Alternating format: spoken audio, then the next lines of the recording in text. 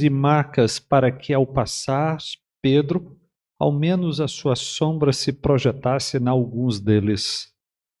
Afluía também muita gente das cidades vizinhas a Jerusalém, levando doentes e atormentados de espíritos imundos, e todos eram curados. Senhor, nós te buscamos nesse momento mais uma vez, e nesta exata hora nós oferecemos a Ti o culto que Te é devido com a Escritura Sagrada. Abençoa-o e recebe-o. Em nome de Jesus. Assentai-vos, meus irmãos.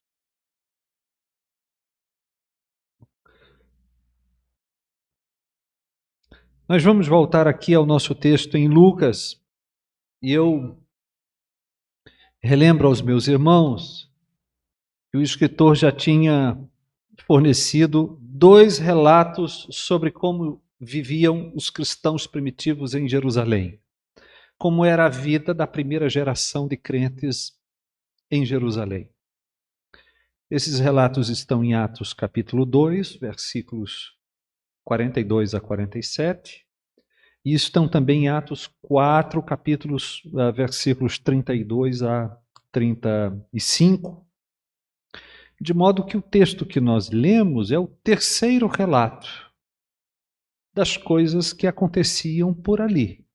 Mas é claro que os meus irmãos já perceberam que nos 2 primeiros relatos o escritor se concentrou nas características internas da igreja jerusalemita, enquanto que no texto que nós lemos, em nosso texto agora, ele tratou da relação da igreja com os de fora e como os atos da igreja, como aquilo que Deus realizava na igreja impactava os de fora. Como estas coisas da igreja afetavam os de fora e como os de fora reagiam aos acontecimentos que envolviam a igreja. O texto é sumamente importante. Antes de nós verificarmos o seu conteúdo diretamente, eu preciso tecer algumas considerações que julgo importantes para a interpretação do texto. Prestem atenção nisso. Em primeiro lugar, o texto tem sido usado para fundamentar a denominada teologia da prosperidade, ou evangelho da prosperidade, evangelho da saúde e da riqueza. Aquele movimento, sobretudo ligado ao neopentecostalismo, embora ao pentecostalismo também, aquele movimento que prega que a redenção de Jesus implica também a salvação de doença e a salvação de pobreza, a salvação de situações temporais difíceis nesta vida. Para esse movimento, basta que a saúde e a riqueza sejam reivindicadas a Deus com fé. Sim, elas devem ser reivindicadas porque, segundo esse movimento, a saúde e a riqueza, a prosperidade de um modo geral, foram adquiridas por Jesus e, portanto, são direitos que os crentes possuem, que por isso podem ser reivindicados a Deus. Aqui está uma síntese da teologia da prosperidade. Esse texto é muito citado nesse movimento, porque o versículo 12 fala de sinais e prodígios que eram feitos pelas mãos dos apóstolos. O versículo 15 diz que enfermos eram levados pelas ruas para que, quando Pedro passasse, sua sombra se projetasse sobre eles e, provavelmente, os curasse. O versículo 16 diz que doentes e atormentados de espíritos imundos eram levados e todos eram curados. Versículo 16 do texto diz. Então, esse texto merece uma consideração especial. Em segundo lugar, a minha segunda observação preliminar é que a passagem deve ser lida sem olvidar dos acontecimentos do entorno.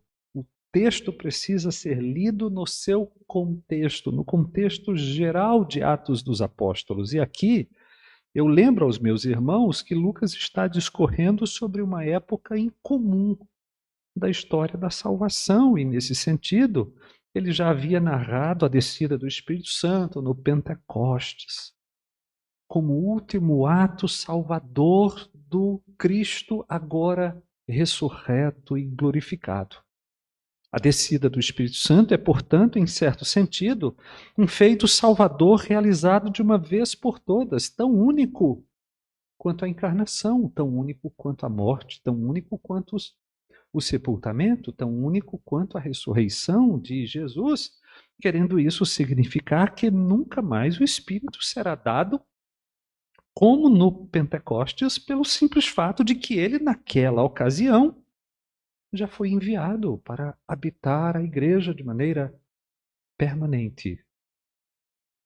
Além disso, o livro é chamado, não me esqueçam, Atos dos Apóstolos, não sem razão, mas porque ele narra os feitos de Jesus por meio do Espírito, através dos apóstolos, de maneira especial, aqueles apóstolos que foram designados para lançar os fundamentos da igreja. Esse fato também demarca a história de Lucas como irrepetível, em certo sentido. Os apóstolos, eu lembro aos meus irmãos, eles tinham um número fechado, um número completo. Um saiu, um desertor saiu, um outro foi colocado em seu lugar. O número é fechado. Os apóstolos, eles, digamos, completaram o seu trabalho. Eles fecharam o processo de revelação de Deus para a igreja. E eles passaram. O último apóstolo de Jesus Cristo morreu ali no final do primeiro século da era cristã. O apóstolo João, provavelmente o único que não foi martirizado. Por outro lado, o acontecimento do Pentecostes, não esqueçamos também, é uma espécie de protótipo de despertamentos espirituais recorrentes na história da igreja. Nessas ocasiões de despertamentos espirituais, o Espírito de Deus faz a sua presença e a sua influência notavelmente percebidas. E é próprio desses períodos a realização de sinais extraordinários. Disse, por exemplo, que em certa ocasião, Jonathan Edwards encontrou a sua esposa levitando. Isso é um feito extraordinário. Provavelmente nenhum dos meus irmãos jamais levitou. É um feito extraordinário. É próprio desses períodos incomuns, feitos incomuns. É próprio também desses períodos piedade e temor profundíssimos e expressos também de modo extravagante. E é próprio desse período um grande número de conversões. Nesse contexto, Lucas apenas continua narrando feitos extraordinários na medida em que o episódio envolvendo Ananias e Safira também foi um deles. Foi um desses feitos extraordinários, porque, afinal de contas, o Espírito de Deus não anda matando todas as pessoas que mentem para a igreja. Se o fizesse, a igreja, nem vou dizer. São feitos extraordinários, em momentos extraordinários. Mas agora, em nosso texto, nós temos feitos extraordinários com uma conotação diferente. Calvino disse que Lucas agora retorna a milagres de outro tipo. Ele está comparando estes milagres do nosso texto com o milagre anterior, com o feito extraordinário anterior envolvendo Ananias e Safira. Ele disse, Lucas retorna a milagres de outro tipo, os quais são mais próprios do Evangelho, a saber, aqueles por meio dos quais Cristo não apenas declara o seu poder, mas também a sua bondade, com o fim de atrair os homens para si próprio com a doçura da sua graça. Pois ele veio para salvar o mundo e não para condená-lo. disse o reformador de Genebra. Tempos de avivamento são, portanto, meus irmãos, tempos incomuns, e a igreja de Jerusalém estava vivendo-os e experimentando suas qualidades maravilhosas e extraordinárias. Entenderam? Segunda observação. Vamos à terceira. Em terceiro lugar, o nosso texto também deve ser lido no contexto da resposta de Deus às orações da igreja de Jerusalém. Nós já tínhamos lido em Atos capítulo 4, se você me acompanhar, versículos 23 a 31, Atos capítulo 4, versículos 23 a 31, nós já tínhamos lido ali que a igreja estava reunida em oração e a igreja pediu a Deus basicamente duas coisas. Uma está no versículo 29, que Deus concedesse intrepidez para que a palavra de Deus fosse anunciada. Veja se você encontra isso aí. Segundo pedido, versículo 30, que esse anúncio fosse acompanhado de, aspas, curas, sinais e prodígios. Estão me acompanhando? A oração, lá no versículo 31, recebeu confirmação e resposta imediatas. O texto diz que tremeu o lugar onde estavam reunidos e todos ficaram cheios do Espírito. Vai me acompanhando, por favor. Esses dois pedidos foram respondidos? Sim, foram respondidos. A intrepidez com que os apóstolos e a igreja testemunhavam foi prontamente informada. Capítulo 4, versículo 31, ali no final. Com intrepidez anunciavam a palavra de Deus. Olha o que está também no capítulo 4, versículo 33. Com grande poder, os apóstolos davam testemunho da ressurreição do Senhor Jesus. Vejam que no capítulo 4, versículo 17, versículo 18, versículo 21, os apóstolos haviam sofrido ameaças, foram ameaçados, no sentido de que não mais ensinassem a Jesus em Jerusalém. Vocês estão me acompanhando? Deus atendeu às orações da igreja e estas ameaças não paralisaram a pregação. Olha que no capítulo 5 eles são presos novamente. E no versículo 29 do capítulo 5, vê se você me acompanha, por favor. Está escrito que Pedro e os demais apóstolos afirmaram: antes importa obedecer a Deus do que aos homens. O Deus de nossos pais ressuscitou a Jesus, a quem vós matastes, pendurando num madeiro. Deus, porém, com a sua destra, o exaltou a príncipe e salvador, a fim de conceder a Israel o arrependimento e a remissão de pecados. Ora, nós somos testemunhas destes fatos, e bem assim o Espírito Santo que Deus outorgou aos que lhe obedecem. Então você percebe que Deus ouviu as orações da igreja e a pregação não foi paralisada, apesar das ameaças. Então, aqui está o primeiro pedido de oração da igreja respondido. Entendemos? Sim ou não? Mas não só. A nossa passagem testemunha que o segundo pedido da igreja também foi respondido. Porque lá no capítulo 4, versículo 30, o pedido da igreja foi para que Deus fizesse acompanhar a pregação com curas, sinais e prodígios. Olha aí. E o que o nosso texto diz? O nosso texto diz que sinais e prodígios eram feitos pelas mãos dos apóstolos. Versículo 12. Pessoas eram colocadas nas ruas para que quando Pedro passasse, sua sombra se projetasse sobre elas. Versículo 15.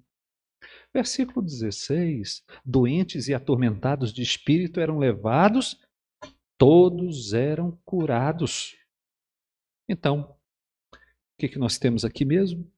Nós temos a resposta ao segundo pedido de oração da igreja de Jerusalém. Entendemos isto?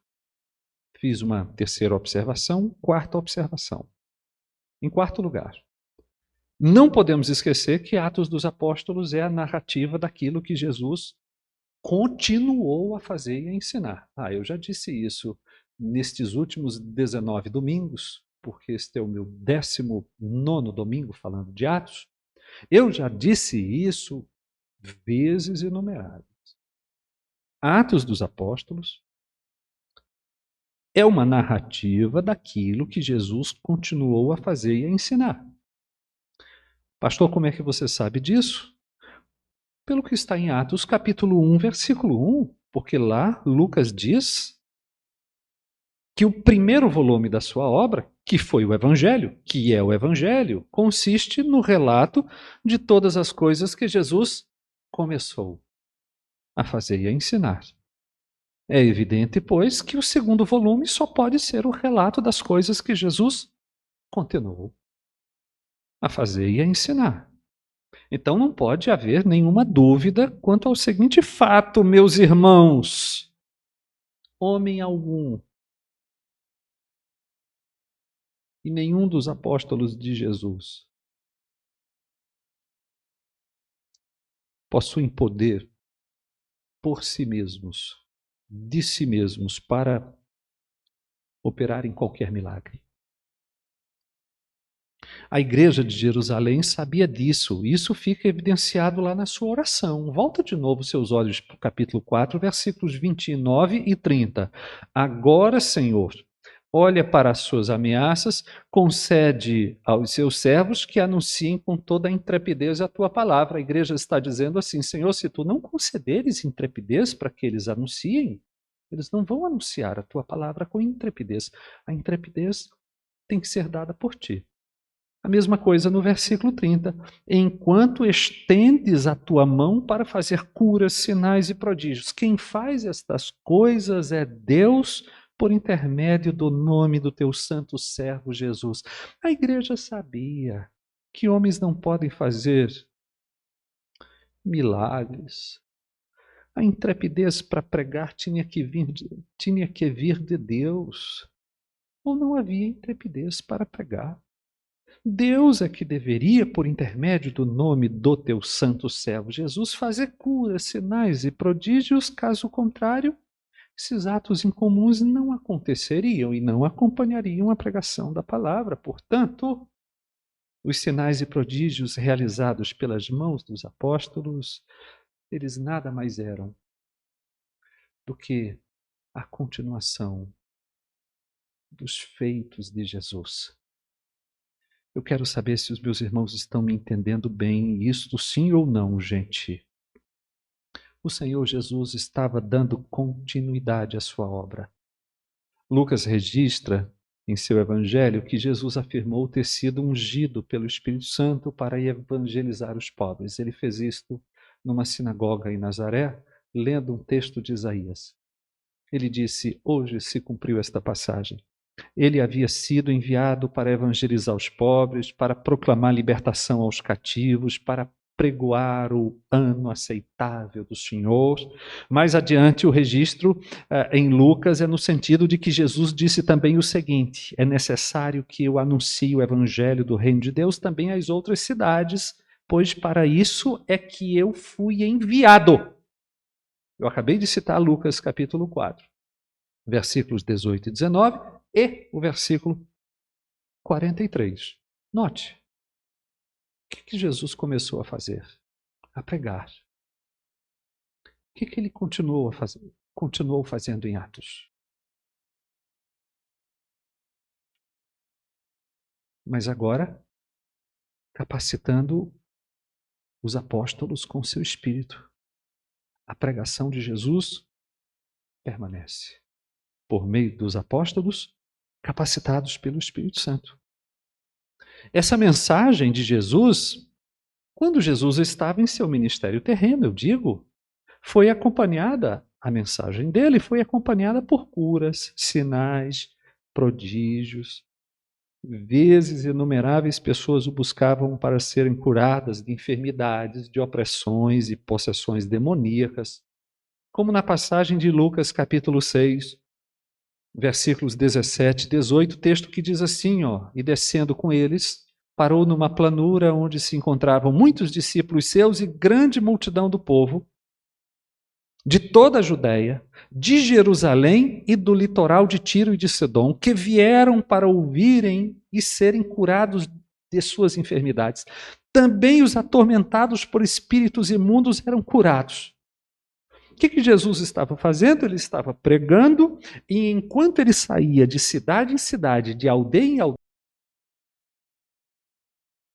feitos extraordinários, inclusive por expulsões de demônios. No versículo seguinte de Lucas 6:19, diz que todos da multidão procuravam tocá-lo. Olha o detalhe, porque dele saía poder e curava todos. Então, em Atos, o que nós temos? Quando os apóstolos estão fazendo milagres, quem na verdade está realizando esses milagres? Hã? Jesus continua realizando, dando continuidade à sua obra, mas desta vez capacitando ele mesmo, os apóstolos, por meio da unção do Espírito, para, por meio dos apóstolos, fazer acompanhar o testemunho da pregação com sinais e com prodígios. Eu fiz 4 observações importantes para nós entendermos o texto. Pastor, e o texto diz o quê? O texto nos diz 3 coisas. Volte seus olhos ali. Eu estou em Atos capítulo 5, voltado, concentrado, nos versículos 12 a 16. O texto diz 3 coisas. Primeiro, há a presença de atos incomuns de Deus. Isso está no versículo 12, versículo 15, versículo 16. Segundo, nós temos também a reação dos de fora em relação ao que Deus estava realizando na igreja. Versículo 13. Me acompanha. Terceiro, no versículo 14, o crescimento da igreja.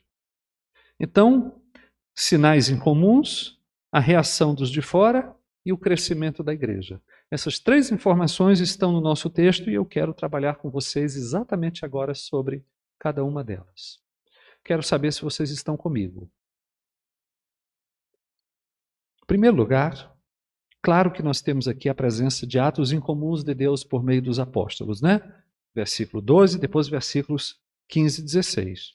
Nós já tínhamos lido sobre coisas extraordinárias realizadas por Pedro. Em Atos capítulo 3, versículos 1 a 10, nós temos ali uma cura realizada por Pedro. Em Atos capítulo 5, versículos 1 a 11, nós temos o episódio de Ananias e Safira, que não deixa de ser também um feito extraordinário, também realizado por Pedro. Mas agora Lucas está informando que os demais apóstolos também participavam destas atividades incomuns. Deus realizava pelas mãos dos apóstolos, o que inclui os demais apóstolos, além de Pedro e além de João, que já havia sido mencionado nos textos anteriores.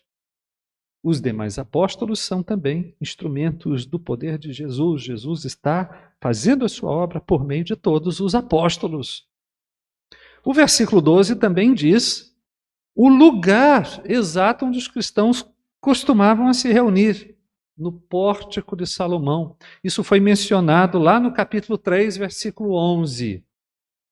Os cristãos estão novamente no pórtico de Salomão. Os milagres continuam a ser narrados nos versículos 15 e 16. O versículo 15 deve ser interpretado corretamente, porque a princípio parece meio supersticioso. Por que as pessoas levavam enfermos para as ruas, colocavam-nas em macas, para ver se, porventura, de repente, Pedro poderia passar e sua sombra se projetar sobre os enfermos e, desse modo, eles serem curados? Pastor, isso não parece uma coisa meio, digamos, supersticiosa? Veja, o contexto é o seguinte. O texto nos informa que multidões estavam procurando os apóstolos. Multidões. Então, é claro que centenas de pessoas podem não ter tido acesso a Pedro. Nem todo mundo pôde ter acesso a Pedro e dizer: Pedro, ora aqui por minha mãe, meu filho, meu pai, meu irmão. Vocês estão me entendendo? É possível até que pessoas, tal fosse a dificuldade de ter acesso aos apóstolos, não tivessem tido a oportunidade sequer de tocar em Pedro. que elas fizeram? Elas colocaram seus enfermos em macas e os espalharam pelas ruas, na expectativa de que Pedro poderia passar naquele momento e sua sombra se projetar. A ideia é: Deus está fazendo coisas tão extraordinárias através desses homens que se faz por sua boca, por meio de suas orações, por que não pode fazer por meio de sua sombra? Então, me parece que nós temos aqui uma situação de contexto de completa dependência de Deus. Ali está o meio pelo qual Deus está operando a sua obra, exercendo essas atividades incomuns. E por isso, os enfermos eram colocados em macas e levados às ruas. Antes de Pedro, essa já tinha sido a experiência de Jesus também. Em Lucas capítulo 8, apenas ouça, a partir do versículo 42, as multidões apertavam a Jesus e uma mulher conseguiu passar ali. Uma mulher enferma, ela conseguiu abrir caminho por entre as pessoas. E, depois de muito esforço, ela conseguiu tocar na orla da sua veste e foi curada. Jesus disse, no fim das contas: alguém me tocou, porque senti que de mim saiu poder. Então você percebe que em Jesus havia uma atividade divina tão poderosa que o simples tocar na sua orla podia curar alguém de uma enfermidade de 12 anos. Ora, a atividade que está em Jesus é a mesma atividade que está sobre os apóstolos. E aquela atividade extraordinária estava produzindo esse tipo de feito. E é por isso que em nosso texto nós temos esse mesmo tipo de atividade do Espírito ocorrendo agora por meio dos apóstolos, capacitando-os a pregar o Evangelho, a lançar os fundamentos da igreja.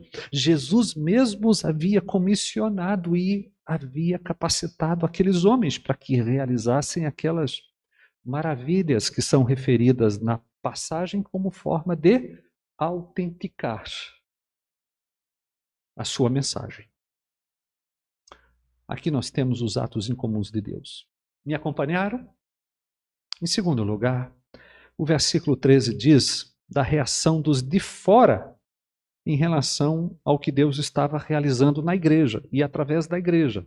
A reação dos não crentes ao que Deus estava realizando na igreja e através da igreja é descrita exatamente aqui no versículo 13. A reação foi dúbia. O texto diz: ninguém ousava ajuntar-se a eles. E também diz: o povo lhes tributava grande admiração. Uma hesitação em se aproximar e uma admiração. Entende-se ambas as reações.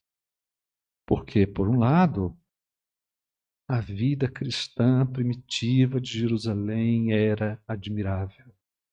Era fácil, do ponto de vista de quem estava fora, ver como aqueles crentes se amavam. Ver como não havia necessitados entre eles.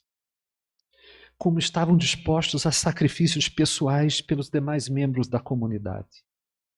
Como estavam sempre juntos. Como havia alegria, como havia prazer no serviço a Deus. Como eram piedosos, como eram comprometidos com o Evangelho.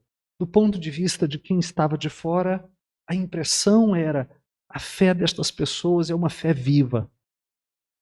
Sua comunhão com Deus parece real. A sua coragem para pregar a sua fé a despeito da animosidade dos líderes judeus também era impressionante, era admirável. E tudo isso para não mencionar os sinais realizados pelos apóstolos para autenticar a pregação. Que povo e movimento admiráveis.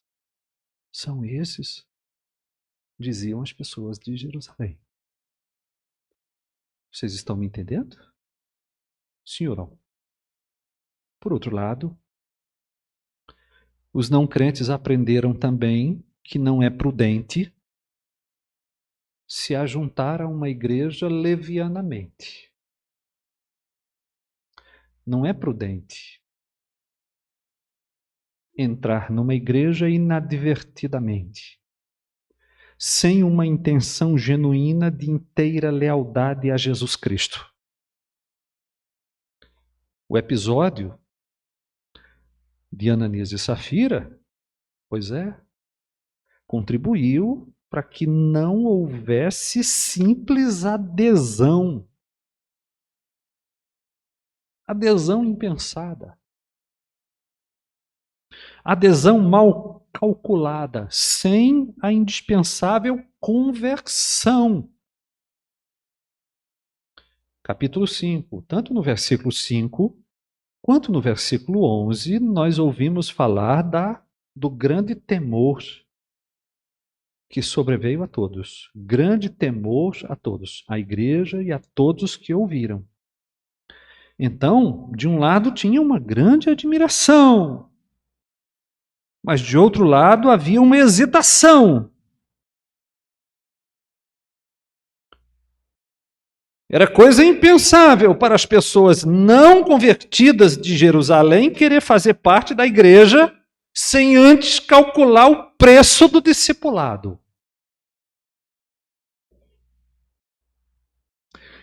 Pensavam, seria maravilhoso fazer parte desta comunidade. Mas é perigoso fazê-lo sem um coração regenerado. Por isso, explicada está a compreensível dubiedade. Não ousamos nos ajuntar a eles, mas os admiramos. Ah, meus irmãos, quem dera isso ocorresse em nossos dias, não é? Pelo menos na medida em que ocorreu em Jerusalém. Quem dera os homens pensassem muitas vezes antes de se dizerem cristãos.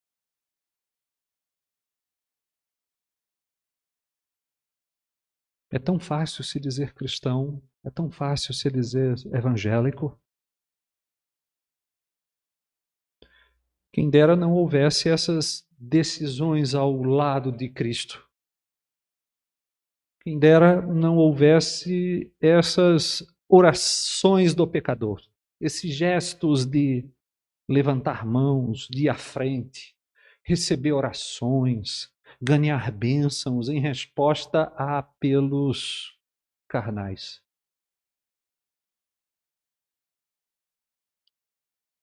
Por quem desconhece o custo da caminhada e o tipo de lealdade que Jesus exige dos crentes. Se isso tivesse ocorrendo em nossos dias, pelo menos na medida em que ocorreu em Jerusalém naqueles dias, naquela primeira geração de crentes, nem precisaríamos fazer recadastramentos de membros. As pessoas simplesmente chegariam e diriam assim: eu não posso fazer parte dessa comunidade.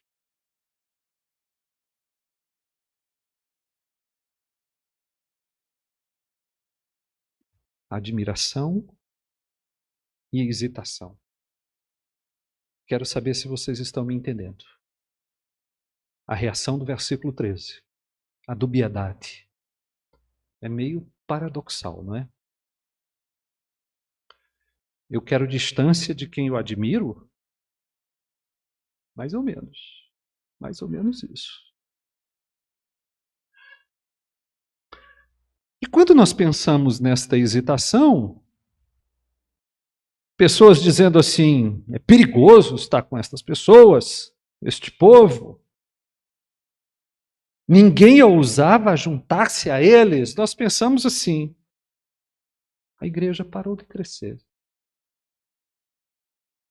Não é? Esta é a primeira coisa que nos vem. Aquilo que aconteceu na igreja foi uma tragédia. Estou me referindo a Ananias e Safira. Uma tragédia. A igreja, Senhor, a igreja parou de crescer. Aí, de repente, nós chegamos no versículo 14. E o versículo 14 diz assim: E crescia mais e mais a multidão de crentes, tanto homens como mulheres, agregados ao Senhor. Meus irmãos, isto só pode significar uma única coisa. Deus pode vencer as hesitações da mente humana carnal. E Deus faz isso concedendo aos homens um novo coração. Deus faz isso concedendo aos homens um coração tal que eles passam a amar a Jesus Cristo mais do que qualquer outra pessoa, coisa, status, experiência.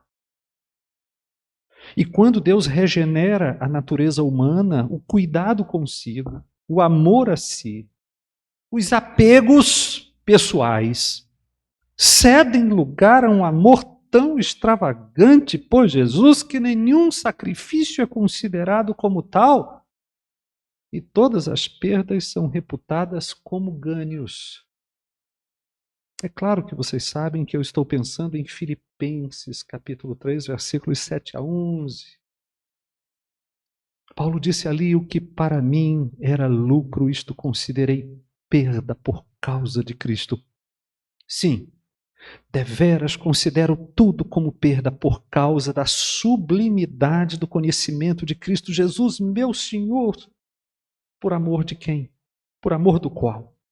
Perdi todas as coisas e as considero como refúgio para ganhar a Cristo e ser achado nele, não tendo justiça própria que procede de lei, senão a que é mediante a fé. A justiça que procede de Deus, baseada na fé, para o conhecer e o poder da sua ressurreição e a comunhão dos seus sofrimentos, conformando-me com ele na sua morte, para, de algum modo, alcançar a ressurreição dentre os mortos.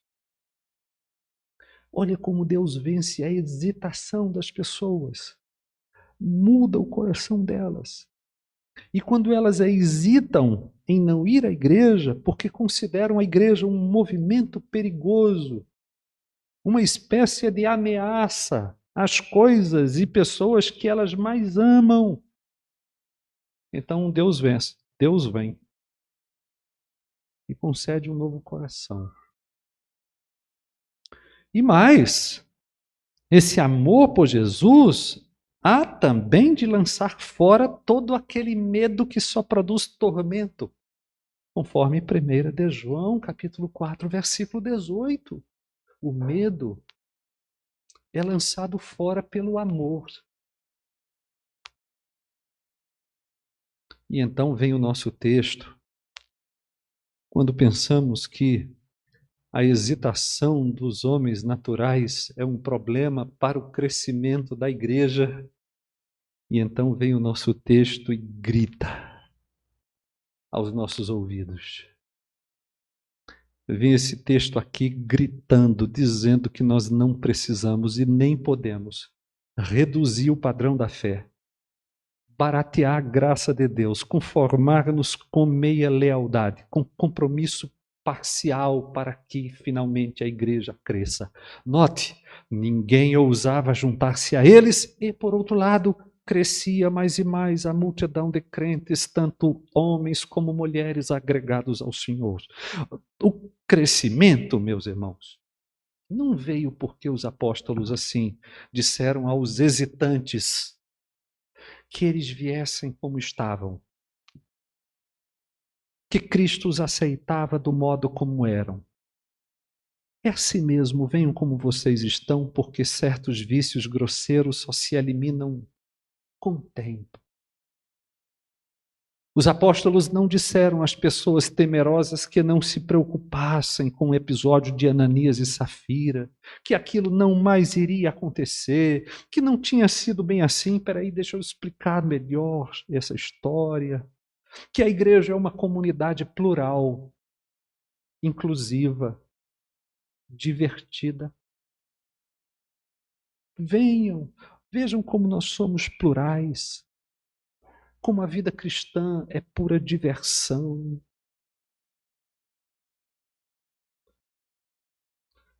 Se nós fizermos boates e não salões de culto, se nós promovermos entretenimento e shows e não edificação e adoração reverentes, se nós pregarmos falsas promessas e não a vida eterna em Jesus, nós talvez, tem gente que não tem muita habilidade. Eu acho que eu seria péssimo nesse negócio. Mas talvez nós conseguíssemos reunir muito mais gente. Mas isso ainda não significaria crescimento de igreja. Vocês me entendem, sim ou não? Isso não significaria que a igreja está crescendo. Pelo que nós lemos da pregação dos apóstolos, eles diziam às pessoas que elas teriam que se arrepender, elas tinham que se converter, sem o que não haveria remissão de pecados e tempos de refrigério. Vocês querem ver de novo, só para confirmar? Atos capítulo 2, versículo 38. Atos capítulo 2, versículo 38.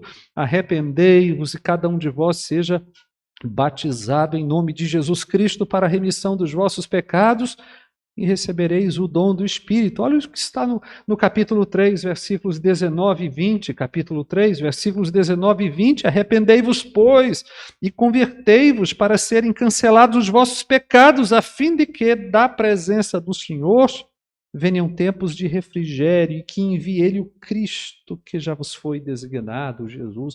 Não tem vida cristã sem arrependimento, não tem vida cristã sem conversão. E quanto à hesitação natural em se ajuntar à igreja, eu diria para os meus irmãos, isto é coisa altamente salutar. É sumamente desejável.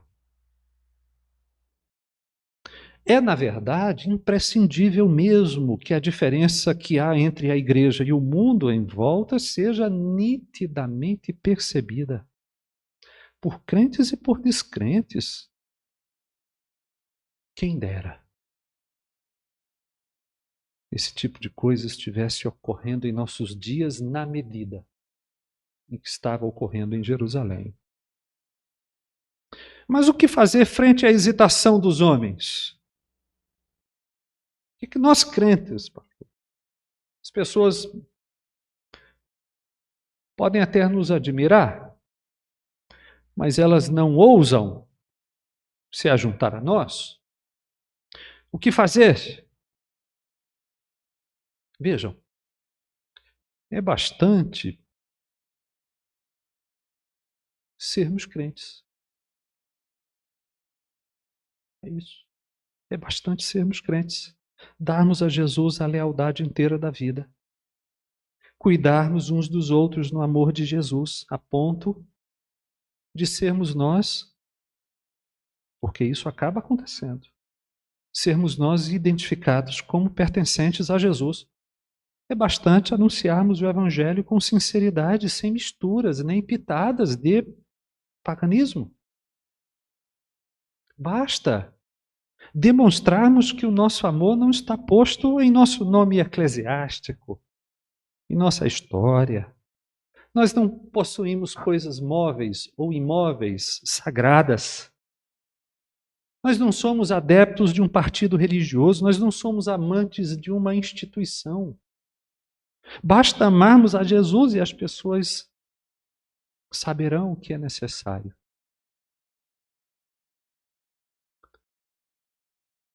E o resultado será que Deus nos concederá aqueles que forem sendo salvos.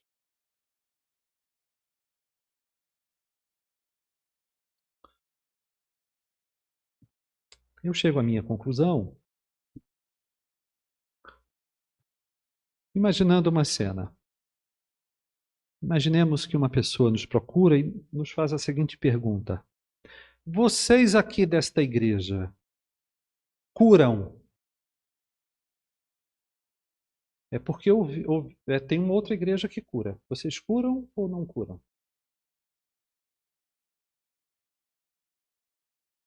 E aí? A resposta seria não. Nós não curamos. Quem cura é o João de Deus. É o apóstolo Valdemiro Santiago. É um outro bispo, um outro missionário famoso também. Nós não curamos. Deus cura. E Deus atende a orações singelas, de pedintes como nós. Orações que em si mesmas não são nada, são apenas isto. Pedidos. De pedintes. E Deus, em sua grandeza, se move para ouvir essas orações humildes e faz coisas incríveis. Quando quer, no momento em que quer, da forma que Ele quer. Talvez seja importante dizer para esta pessoa que nos perguntou o quê? Vocês curam ou não curam? Não é possível. Tanta igreja que cura. Talvez seja importante dizer às pessoas que sinais, prodígios, milagres são coisas ainda extraordinárias.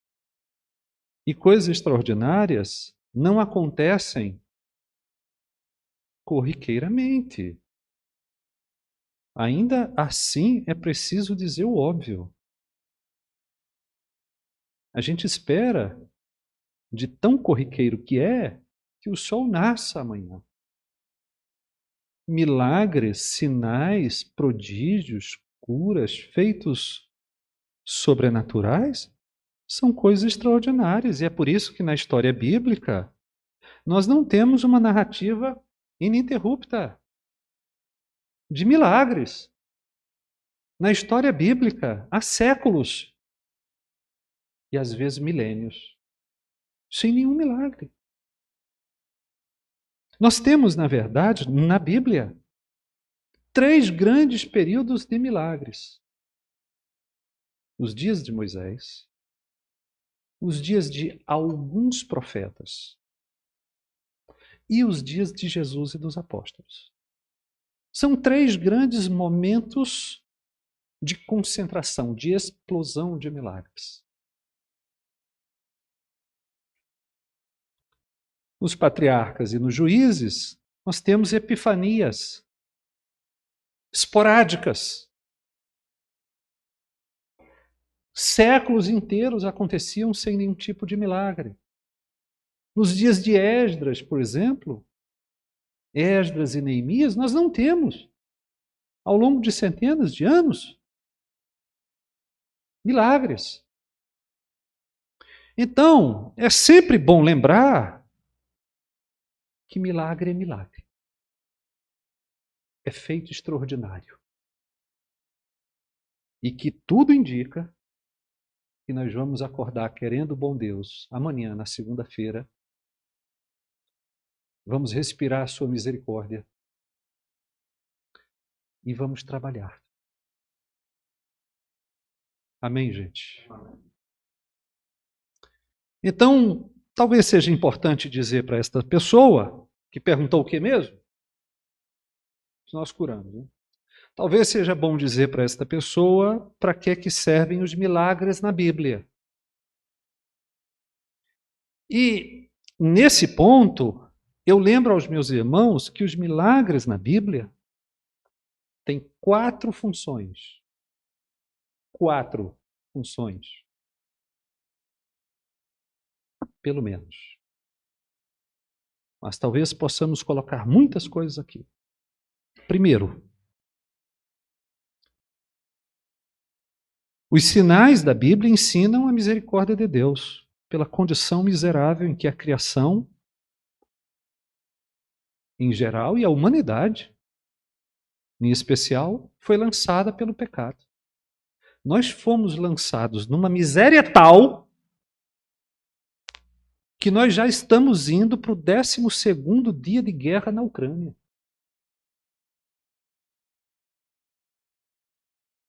Isso é o retrato da miséria da humanidade. E os milagres estão ali para dizer que Deus se compadece da sua humanidade. Inúmeras vezes nos evangelhos se diz que Jesus se compadecia de certas pessoas. Mas não só. Em segundo lugar, sinais também estavam ali para atestar a messianidade de Jesus. Por que que os sinais eram importantes para atestar a messianidade de Jesus? Porque no no Antigo Testamento há predições que relacionam a vinda do Messias com uma explosão de milagres e atividades divinas extraordinárias. Foi por isso que quando João Batista teve dúvida sobre se Jesus era Jesus, Jesus mandou para ele uma resposta com base no profeta Isaías, dizendo o seguinte: ide e anunciai a João o que estás ouvindo e vendo. Os cegos veem, os coxos andam, os leprosos são purificados, os surdos ouvem, os mortos são ressuscitados e aos pobres está sendo pregado o evangelho.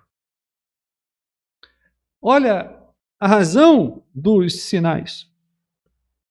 As pessoas deveriam olhar para aquilo que Jesus estava realizando e identificá-lo com o Messias prometido no Antigo Testamento. Em terceiro lugar, os sinais também eram realizados para autenticar o ministério apostólico, para autenticar a autoridade apostólica. Os sinais eram uma espécie de credenciais.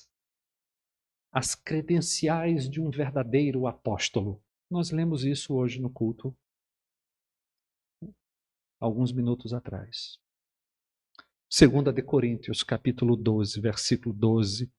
Pois as credenciais do apostolado foram apresentadas no meio de vós com toda a persistência, por sinais, prodígios e poderes miraculosos.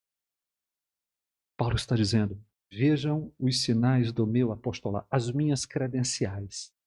Olhem, observem os prodígios, os sinais, os poderes miraculosos. Em quarto lugar,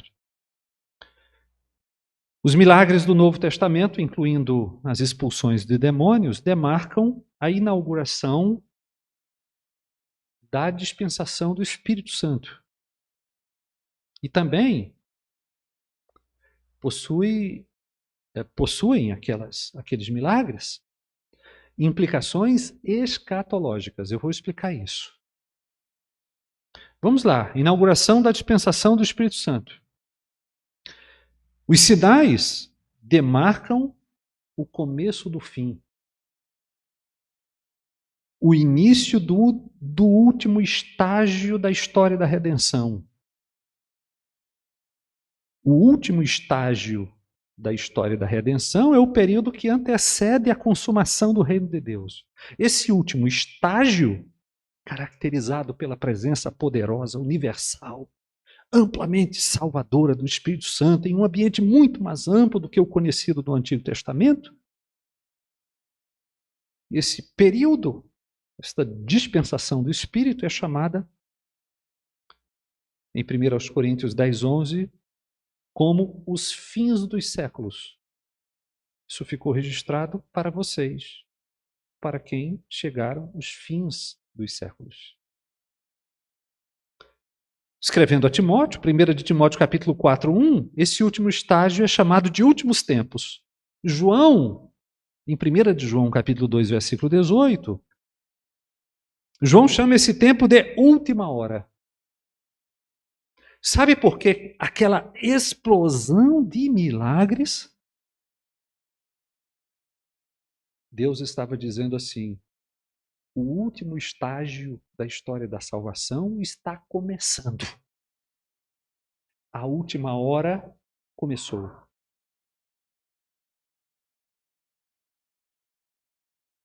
Os fins dos séculos tiveram início. A dispensação do Espírito foi inaugurada. E aí nós temos aquela explosão de feitos extraordinários. Mas não só. Ainda em termos escatológicos, os milagres do Novo Testamento dizem para nós que Deus vai sim consumar a restauração de todas as coisas. Que essa restauração já foi iniciada. E Deus vai sim reverter toda a desgraça causada pelo pecado. E Deus vai sim reverter as consequências da queda. Os milagres, eles gritam para o nosso ouvido, dizendo: Deus está restaurando e vai consumar a restauração de todas as coisas. A doença vai acabar. A morte também. O sofrimento também, a dor.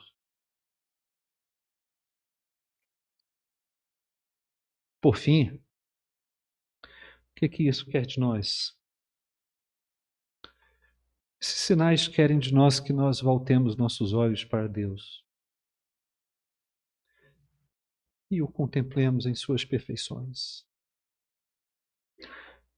seus atributos, sua glória. Esses milagres, eles foram realizados também para que nós creiamos em Jesus e, crendo nele, tenhamos vida em seu nome.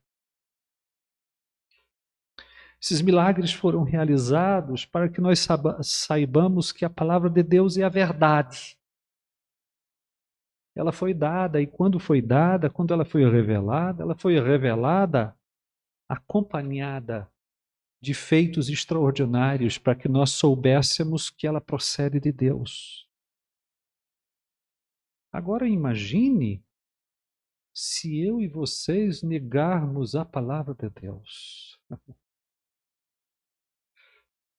Se eu e vocês negarmos o Evangelho, que foi conferido aos homens com poder, milagres, feitos sobrenaturais, sinais, prodígios. Uma coisa absolutamente autenticada. O escritor aos Hebreus falou exatamente sobre isso e eu quero deixar vocês com ele. Ele disse: se, pois, se tornou firme a palavra falada por meio de anjos, e toda transgressão ou desobediência recebeu justo castigo, como escaparemos nós se negligenciarmos tão grande salvação? A qual, ouça o escritor, tendo sido anunciada inicialmente pelo Senhor, foi-nos depois confirmada pelos que a ouviram, dando Deus testemunho juntamente com eles por sinais, prodígios e vários milagres e por distribuições do Espírito Santo, segundo a sua vontade. Aqui está o Evangelho de Jesus. O escritor aos Hebreus está dizendo: você acha que pode escapar de rejeitá-lo? Vejam como ele foi concedido aos homens. Primeiro ele foi falado por Jesus. Depois ele foi falado pelos que o ouviram de Jesus, que no momento de sua fala também tiveram autenticada a sua mensagem por meio de sinais, prodígios e milagres.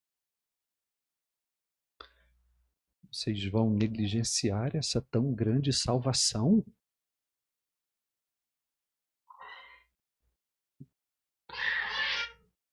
Fiquemos de pé. E vamos falar com Deus. Senhor, nós mais uma vez te buscamos. Obrigado por tua palavra. Obrigado pelo Evangelho de Jesus Cristo. Por este Evangelho inteiramente digno de confiança. Firma-nos nele, Senhor. Faz-nos viver conforme a sua vocação, o seu chamado. E isso basta. Nós oramos em nome de Jesus. Amém e amém.